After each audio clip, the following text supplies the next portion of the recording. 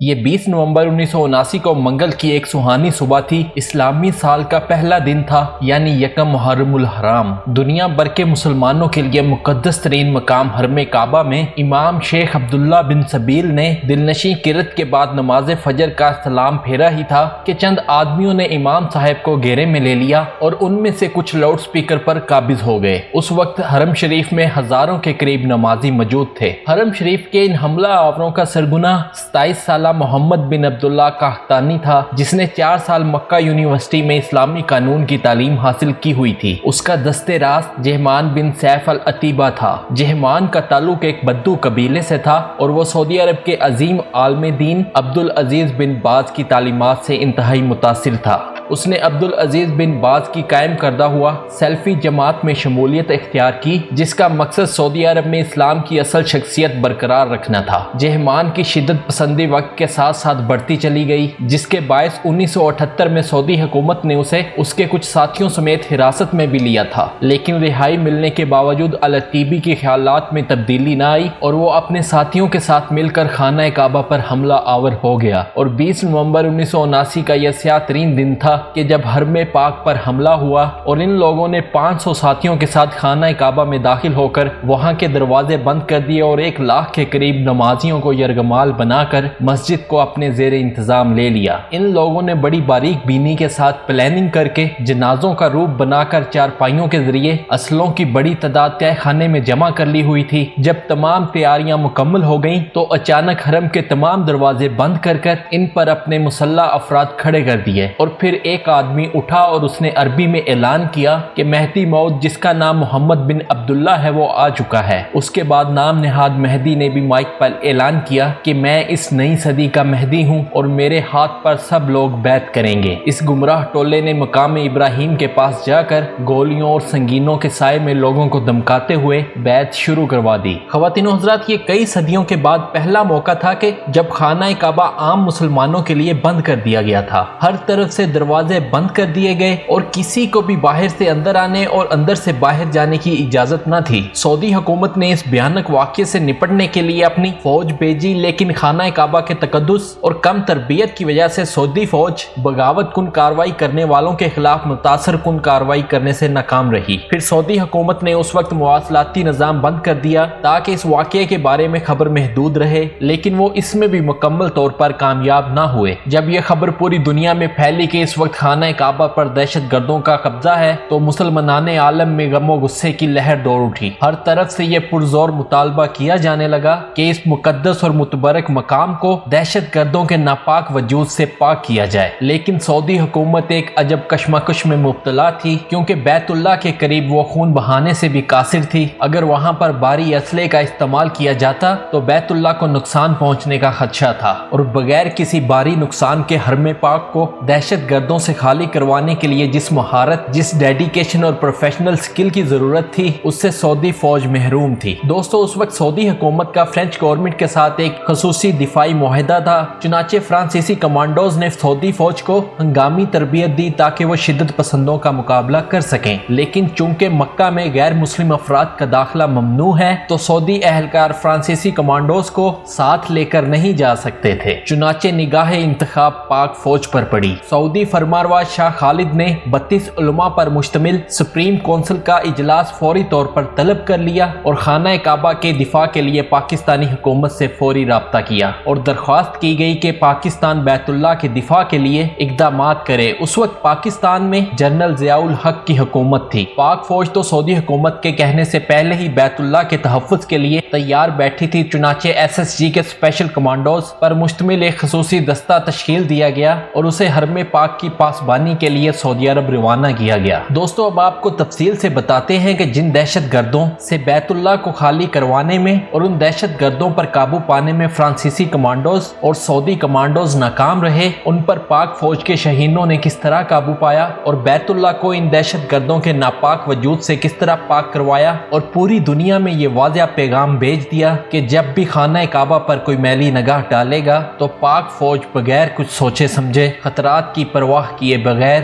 نتائج کو سامنے رکھے بغیر خانہ کعبہ کی طرف چل پڑے گی۔ خواتین و حضرات، بیشتر اس سے کہ ہم تفصیلات میں جائیں، آپ سے گزارش کرنی ہے کہ سبسکرائب کے بٹن پر کلک کر کے اور بیل آئیکن کو پریس کر کے ABL ٹاک کے سبسکرائبر ضرور بنیے، تاکہ ایسی تاریخی، اسلامی اور معلوماتی ویڈیوز آپ کی روزمرہ کی زندگی میں شامل رہیں۔ خواتین و حضرات، خانہ کعبہ پر حملے کی خبر جب پاکستان میں پہنچی تھی تو اسلام آباد میں امریکی سفارت خانے پر لوگوں نے حملہ کر دیا، کیونکہ لوگ یہ سمجھ رہے تھے کہ یہ امریکہ اور یہودیوں کی سازش ہے کہ بیت اللہ جیسی پاک اور مقدس جگہ پر دہشت گرد داخل ہوئے۔ حالات جب اس قدر سنگین تھے کہ کئی ملکوں کے درمیان اس بنا پر جنگ چھڑ سکتی تھی، تو پاک فوج کے SSG کمانڈوز پر مشتمل ایک دستے کو سعودی عرب بھجوایا گیا تاکہ بیت اللہ کو ان دہشت گردوں سے کلیئر کروایا جا سکے اور 1 لاکھ کے قریب لوگ جو وہاں پر یرغمال تھے انہیں آزادی دلوائی جائے۔ پاک آرمی کے اسپیشل سروسز گروپ کے ان کمانڈوز کی قیادت ایک میجر کو سونپی گئی۔ جب یہ مجاہد مکہ المکرمہ پہنچے تو اس وقت بیت اللہ پر قبضے اور اس محاصرے کو 1 ہفتے سے زیادہ وقت ہو چکا تھا اور لگ بھگ 1 لاکھ کے قریب لوگ حرم شریف میں مقید المحصور تھے۔ اب خواتین و حضرات، پاک فوج کے کمانڈوز کا یہ ایک ٹریڈ مارک طریقہ کار ہے کہ یہ اپنے دشمن پر، اپنے حریف پر یکدم تیزی سے حملہ آور ہوتے ہیں اور اسے سنبھلنے کا موقع بھی نہیں دیتے اور اسے گردن سے جا دبوچتے ہیں۔ لیکن یہاں پر معاملہ ذرا مختلف تھا، کیونکہ یہ حرم پاک جیسی حساس جگہ تھی، اس کے اندر 1 لاکھ کے قریب لوگ محصور تھے اور اگر ان دہشت گردوں کے ساتھ ڈائریکٹ فائرنگ شروع ہو جاتی تو نہ صرف کئی قیمتی جانیں ضائع ہوتی بلکہ اس کے ساتھ ساتھ بیت اللہ کو بھی نقصان پہنچنے کا خدشہ تھا۔ لیکن اس کے ساتھ ساتھ وقت بھی انتہائی تیزی کے ساتھ گزرتا جا رہا تھا، چنانچہ پاکستانی جہاں بازوں نے وہاں پر پہنچ کر فوری پلاننگ شروع کر دی۔ کیمراز کی مدد سے اس سارے ایریا کا جائزہ لیا گیا کہ جہاں دہشت گرد دندناتے پھر رہے تھے اور انہوں نے اپنے مسلح افراد حرم پاک کے دروازوں پر کھڑے کر دیے ہوئے تھے۔ پھر دوستو، SSG کمانڈوز کے دستے کے لیڈر اس میجر کے ذہن میں ایک عجیب ترکیب آئی۔ اس نے سب سے پہلے اپنے جانبازوں کو بلایا اور ان سے حلف لیا کہ وہ بیت اللہ کے تحفظ کے لیے اپنی جان تک کی بازی لگا دیں گے۔ اب بلا یہ حلف دینے میں کس مسلمان کو تعامل ہو سکتا تھا؟ چنانچہ SSG کے تمام کمانڈوز نے باخوشی اور اسے ایک سعادت سمجھتے ہوئے یہ حلف دے دیا کہ اگر خانہ کعبہ کی طرف کوئی بڑھا تو وہ سینہ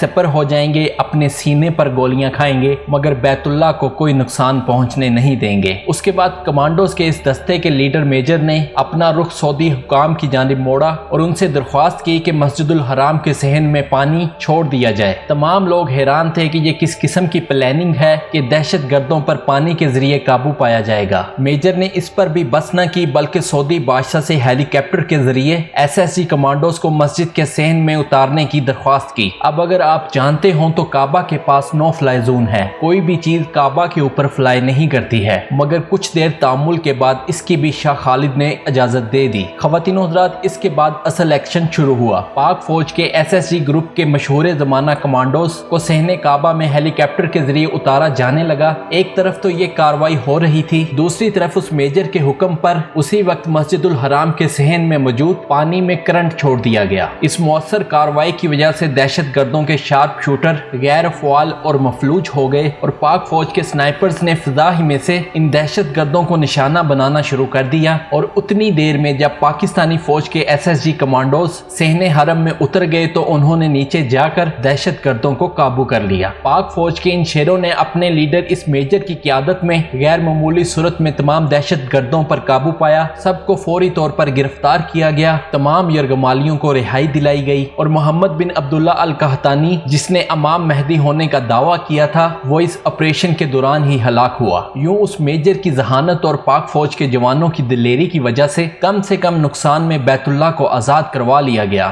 دوستو، کیا آپ جانتے ہیں کہ خانہ کعبہ کو ان دہشت گردوں سے چھڑوانے کے لیے ان SSG کمانڈوز کی قیادت کون کر رہا تھا؟ اس میجر کا نام پرویز مشرف تھا، جو بعد میں پاکستان کا آرمی چیف بھی بنا، اور اس طرح اللہ تعالیٰ نے یہ عظیم سعادت پاکستان کو عطا کی کہ جب بیت اللہ پر آنچ آنے لگی تو پاک فوج نے اپنی پیشہ ورانہ مہارت سے نہ صرف بیت اللہ کو آزاد کروایا بلکہ دنیا بھر میں اپنی سکلز کی داغ بٹھا دی۔ ان حملہ آوروں کے لیڈر جہمان العتیبی سمیت 60 سے زیادہ شدت پسندوں کو حراست میں لے لیا گیا اور بعد میں جنوری 1980 میں ان سب کو سزائے موت سنا دی گئی۔ اس 2 ہفتے تک جاری رہنے والے محاصرے کی وجہ سے مسجد الحرام کی عمارت کو تو کچھ نقصان پہنچا مگر خانہ کعبہ مکمل طور پر محفوظ رہا۔ میجر پرویز مشرف اور SSG کمانڈوز کی ذہانت ذہانت اور دلیری کی وجہ سے پاک فوج کا مرتبہ و مقام پوری دنیا میں بلند ہوا اور دشمنان اسلام خصوصاً اسرائیل اور امریکہ کو یہ واضح پیغام چلا گیا کہ اگر بیت اللہ کی طرف رخ کیا تو آپ کا مقابلہ صرف سعودی حکومت سے نہیں بلکہ پاک فوج سے ہوگا۔ خواتین و حضرات، یہ اسی واقعے کی وجہ سے تھا کہ سعودی حکام عمر بھر جنرل ضیاء الحق اور جنرل پرویز مشرف کی عزت کرتے رہے، اور جب بھی یہ دونوں حضرات سعودی عرب کا دورہ کرتے تو انہیں خصوصی احترام اور خصوصی پروٹوکول دیا جاتا، مگر بہرحال یہ کارنامہ شخصیات سے بالا تر تھا۔ یہ وہ چیز تھی کہ جس نے پوری دنیا میں پاکستان کے لیے عزت کمائی۔ خواتین و حضرات، ABL ٹاک کو پوری امید ہے کہ پاک فوج کی یہ داستان آپ کو ضرور پسند آئی ہوگی۔ اسے لائک کر کے فیس بک اور واٹس ایپ کے ذریعے زیادہ سے زیادہ لوگوں تک شیئر کیجیے، اور اگر آپ ایسی انٹرسٹنگ اور معلوماتی ویڈیوز فیوچر میں حاصل کرنا چاہتے ہیں تو چند سیکنڈ نکال کر ریڈ سبسکرائب کے بٹن پر کلک کیجیے اور بیل آئیکن کو بھی پریس کر دیجیے تاکہ ABL ٹاک کی ہر اپلوڈ ہونے والی ویڈیو آپ کو ہر وقت اور بر وقت ملتی رہے۔ بہت جلد ایک اور معلوماتی سیشن میں آپ سے دوبارہ ملاقات ہوگی۔ اپنا اور دوسروں کا خیال رکھیے اور سنتے رہیے ABL ٹاک۔ اللہ حافظ۔